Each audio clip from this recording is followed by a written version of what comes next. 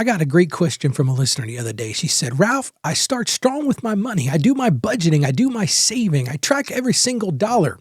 But then I slip. I overspend. I forget to track. And then that inner critic seems to scream, you failed. You're just not good with money. Why do I even bother? Friend, let me tell you right now, maybe you felt like that too. I tell you what, I know I have many times, more times than I want to even count.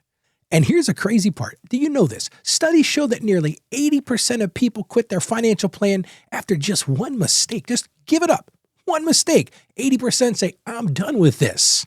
And it's not because the plan doesn't work. Sometimes it's not about the plan at all. It's because that shame convinces them that they failed. But here's the truth. Perfection isn't the goal. It never was the goal. Grace is the real power, and it's the real source for progress. And let's talk about that on today's show. Hey there, welcome back to Financially Confident Christian. I'm Ralph, and this is the show every day where I help you become a financially confident Christian. And what a great question to start the show today. And if you're like me, you're listening right now, maybe you're watching on YouTube, you said, Ralph, I've blown my budget before. Listen, I've swiped that card and thought, why did I just do that? And I know that shame firsthand. But the other side of it is, I know that God doesn't leave us in that shame. That's one of the beautiful things about this show. It's not just about leaving you out there in that shame. It's all about breaking that cycle of financial shame and doing it with confidence. And if we have God on our side, who can ever stand against us? But God invites us into grace, and that grace changes everything. I'll tell you what, I had a client once, he tracked every single penny that she spent. I'm talking lists and spreadsheets. She used software, did all of those things. I mean, she had her stuff down to the penny until one month she slipped. And I'll never forget it. She called me one day. She says, Ralph, I missed a bill. And then all of a sudden she overspent on her groceries. Instead of getting back in, starting over again, she just quit. She said, I remember, I'll never forget this phone call. She said, Ralph, if I can't do it perfectly, why do I even try? You might be listening right now. You're thinking, Ralph, I feel the exact same way. Listen, to be honest with you, I felt that way many times. You have a setback. And listen, we're all going to have setbacks. It's part of life. You have a setback. You're like, if I can't do this perfectly, I'm just giving up. Does that sound familiar to you? So when I sat down and I worked with her, and this is the real lesson for today, what we had to do was we had to shift that thinking.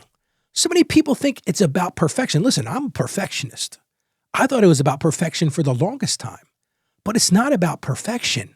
Perfection will make you crazy. It'll make you say, Ralph, I'm not doing this anymore. I give up. It's not about giving up. It's about progress. And with that progress comes something beautiful from Scripture, and that's grace. Because that's what really works. That's what really solves these problems. So one of the first things I really want you to hear today, if you're listening right now, this is one of the things you can write down. Your financial life is a journey. It's not a test. So many people think they're in this test, this pass or fail test. God is going to give me a test, and if I fail, I'm done. Pack my bags, I'm done. It's not going to work. But your financial life is a journey. I want you to hear that today because so many people are struggling right now. You might be struggling right now. You might be, Ralph, it seems like every time I start to work at this, I build that budget. I build that intentional spending plan. I start to save. I build that emergency fund. Then whammo, something happens. I feel like God's testing me. And a lot of people feel that way. It's their own self-talk. So let me let you know a little secret. God isn't waiting for you to fail. He's not on the sideline going, well, I sure hope Ralph fails today. It's not at all what he wants from us. He's walking right there alongside with you. He's helping you. You just have to reach out to him and say, Lord, I need your help. Well, let's get right into Scripture today. I always like to talk about Scripture in this show. I'm going to get right to 2 Corinthians chapter 12, verse 9. It says this beautiful Scripture. It says, but he said to me, my grace is sufficient for you, for my power is made perfect in weakness. Therefore, I will boast all the more gladly about my weaknesses so that Christ's power may rest on me. What a powerful piece of Scripture.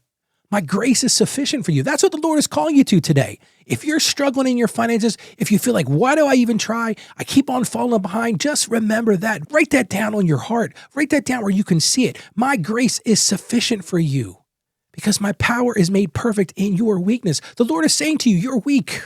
He's not saying that to criticize you. He's not saying that because he's testing you or wants you to fail. He's saying to you, my power makes your weakness work. It makes it perfect. And see, that's where the grace steps in, where shame used to rule. If you're living in this financial cycle of shame, I'm going to tell you right now, you don't have to live that way anymore. Grace can overtake that. And another thing I want you to hear today, Mistakes aren't the end of the story. They're just not. They're part of the learning process. I cannot tell you how many times I've made mistakes financially. You might be saying, that's kind of crazy. Yes, I've been doing this for 30 years. I have advanced degrees in accounting and finance and money. And guess what? I make mistakes and I make them routinely. My wife is constantly reminding me, Ralph, you made a mistake. You might be feeling the same way. You make mistakes as well. But you need to hear this right now. Mistakes aren't the end.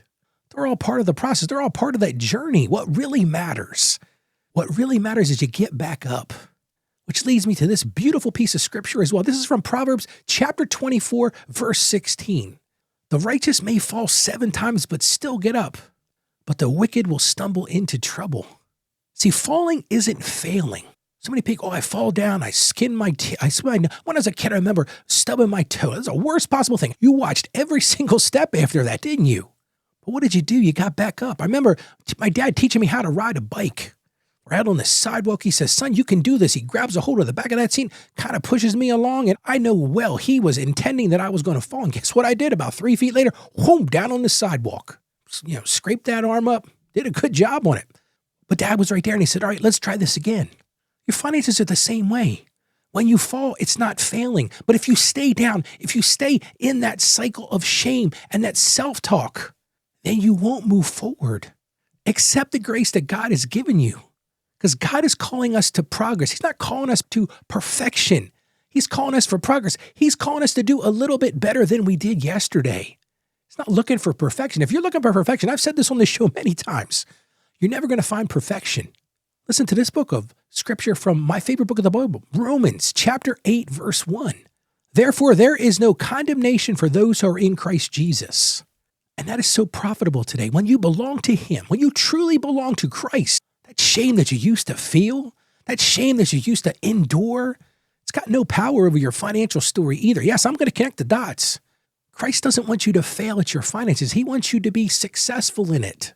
Because when you are successful, I say this all the time on this show, you will never truly bless somebody else till you get your own house in order. So guess what? Christ wants you to get your house in order. But you've got to have grace to understand that you are going to fail sometimes. You are going to fall down. You are going to run that bike right into the sidewalk. That happens. That's part of the journey. That's part of life. But the question is, do you get back up and say, Lord, your grace is sufficient for me? So I want you to hear this right now. Grace is not an excuse to quit. You can't just stop. But grace is the reason that you keep going, because every stumble is a chance to lean on Him. And what did He promise in the scriptures? His grace is enough. And if this hits home for you today, I want to give you a special resources, something that I've been working on for the last few months. It's my 3rd book. It's called How to Become a Financially Confident Christian, and it's yours absolutely free. You just go to my website. That's financiallyconfidentchristian.com/becoming. Again, that's financiallyconfidentchristian.com/becoming. How about we pray together now? Lord, we come to you right now and we just thank you for your grace, Lord, an abundant grace that we have no ability to even understand. And Lord, we have to admit that we stumble with our money. Yes, we overspend. Yes, we forget. And Lord, oftentimes we feel that shame poured down upon us. But Lord, you remind us of something so beautiful. That is, your grace is enough. So Lord, I just ask you to listen and help my friend who's listening today work on letting go of that feeling of perfection, Lord. Help them to stand up after mistakes. And Lord, help them to walk in your freedom. And we ask this in the name of Jesus. Amen. Friend, remember this. You don't have to be perfect with money. I think it's so important. I'm going to say that again. You don't have to be perfect with money. You just need to keep walking in grace. Now, on tomorrow's show, we're going to continue this journey together. We're going to talk about building momentum, and we're going to ask the big, hairy, audacious question, what comes next? So make sure you join me on tomorrow's show. And if today's shows encourage you, I want to encourage you to do something for me. Why don't you share it with somebody who feels stuck in that shame? You might know somebody who's really stuck right now. They're like, you're thinking to yourself, Ralph, I know that person. I'm going to send them a text. I'm going to send them an email because they're stuck in this.